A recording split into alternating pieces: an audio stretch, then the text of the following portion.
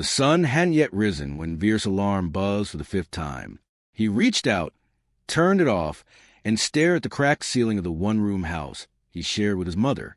She was already up, quietly boiling water for tea, trying not to wake him. But he was never really asleep anymore. He got up, washed his face, packed his bag, and left without a word. Every morning was like this. Quiet, heavy, routine.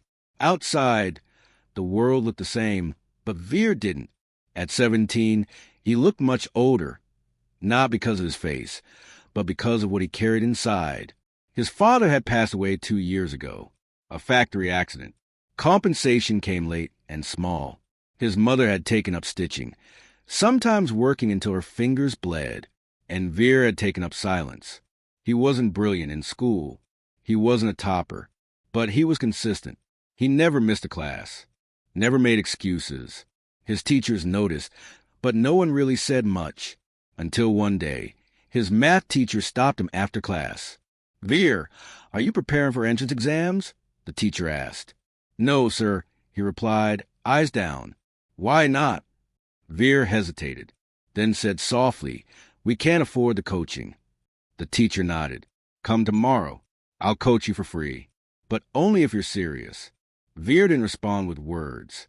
He just showed up, every day, on time, with questions, with hunger, not for food but for change. He started studying under streetlights when power failed. He used library books when he couldn't afford guides. His classmates laughed at his torn shoes, his patch bag, the way he never joined group outings or bought snacks during breaks. But Veer never reacted, not because he didn't feel it, but because he didn't have time for anything that didn't bring him closer to his goal. He had one, just one dream, to become an engineer, not to build machines, but to build dignity back into his family's life, to be able to fix the broken fan without waiting months, to tell his mother, "You can stop working now." That was enough. Months passed. The final board exams came and went. He did well. Not perfect, but well enough. Then came the entrance exam, his real test. That morning, he reached the center an hour early. His hands were cold, his heartbeat loud in his ears. He sat quietly near the gate, flipping through his notes, but nothing registered. It wasn't fear of failure. It was fear of letting his mother down. The woman who gave him her portion of rice on nights they had nothing else. The woman who smiled through every storm. Inside the hall, the paper felt like a mountain. But Veer climbed, question by question, one at a time. Some he knew, some he guessed, some he left. But he didn't quit. When the results came, he didn't check them first. He went straight to the school. His math teacher met him in the corridor, eyes shining. "You did it," he said, voice shaking. Veer stood still, not understanding. "You got in, Veer, a government seat, full scholarship." It took Veer a moment to breathe, then another to cry, not loudly, just quietly, eyes closed, shoulders shaking. His teacher placed a hand on his back and said, "You earned this." "You did." He ran home that day. He never ran before. But that day, he ran through narrow lanes, past tea stalls, past kids playing cricket, past the old temple, straight to his home. His mother was praying when he entered. She looked at him confused as he stood there panting. "I got in," he said, holding the letter. She didn't say anything. She just walked to him, placed her hand on his head, and whispered, "Your father would be proud." University was a different world. English everywhere. Expensive laptops. Cafeterias he couldn't afford. Students who spoke of vacations and internships. For weeks, Veer said nothing, just observed, listened, learned. He sat at the front of every class, borrowed books, took notes, recorded lectures on his cheap phone. At night, while others partied or scrolled, he revised formulas by candlelight. Some seniors mocked him. First bencher, they called him. Scholar boy. But one day, during a campus tech competition, Veer's team prototype won first place. The same seniors now came to him for help. He didn't change. Even after being offered an internship at a major firm, Even after receiving a stipend that covered 3 months of expenses at home, he still wore the same shoes, still ate at the mess, still called his mother every night and told her what he learned. Years later, on his graduation day, Veer was awarded Best Final Year Project and a job offer from a top multinational company. Starting salary, more than his father had earned in 5 years. He walked across the stage in a simple shirt and borrowed blazer. No designer suit, no Instagram celebration. Just a boy who kept showing up. When he reached home that night, he didn't say anything. He just handed his first salary envelope to his mother. She opened it, saw the number, and cried for the first time in years, not from pain, but from pride. She didn't ask how he did it. She knew, because she had seen the sleepless nights, the missed meals, the notebooks soaked with tears, the wounds that never showed on skin but left marks on the soul. Veer didn't win because he was the smartest. He won because he didn't stop, because he didn't wait for motivation. He moved with discipline, because he didn't care how slow he went, as long as he didn't stop. And now, every Sunday, he walks past the same school he once studied in, not as a student, but as a guest lecturer. And when the young ones look up at him and ask, "How did you make it, sir?" he smiles and says, "I wasn't the best. I just didn't quit."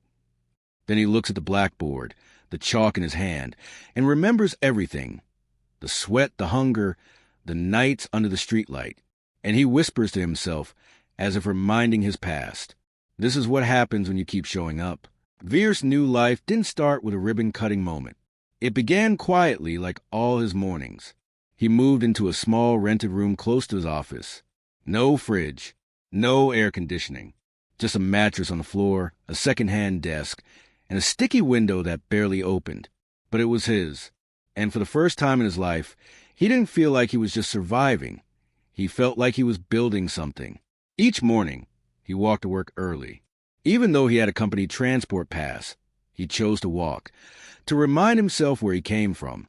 The world moved fast now, meetings, deadlines, pressure, but he moved with purpose. Calm, quiet, grounded.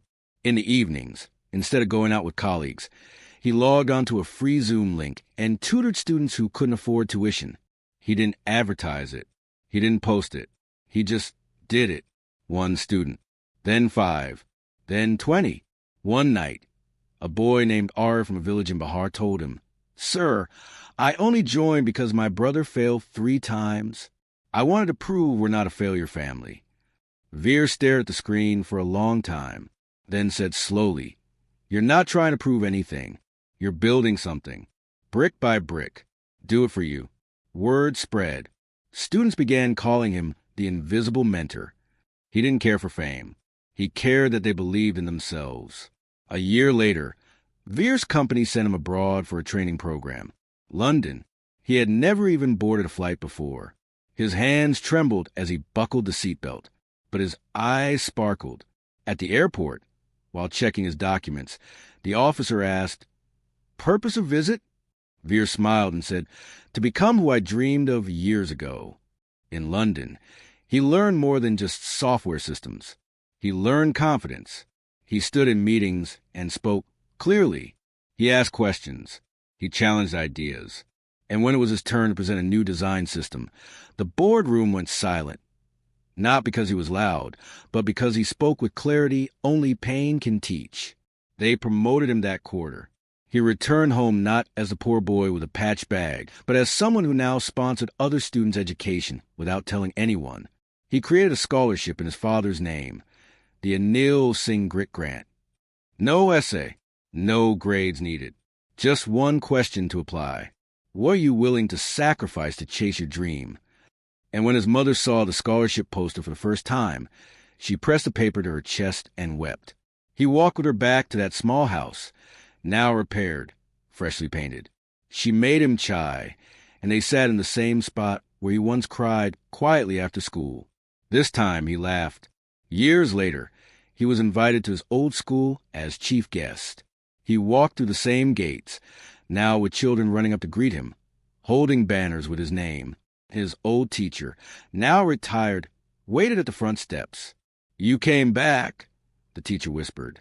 Veer hugged him tightly. I never left, he replied. I carried all of you with me. On stage, he looked at the sea of young faces. I wasn't the fastest. I wasn't the smartest. But I was consistent. And sometimes, that's all it takes to change your life. He paused, holding back tears. So, to every boy wearing torn shoes, to every girl studying by candlelight, to every student who walks instead of rides, who reads instead of sleeps, I see you. You don't have to shine today. Just show up, and keep showing up. Thunderous applause. But Veer didn't hear it. He was looking at a boy in the third row. Skinny, eyes bright, bag held tight. A younger version of himself. He smiled, because he knew the story was starting again.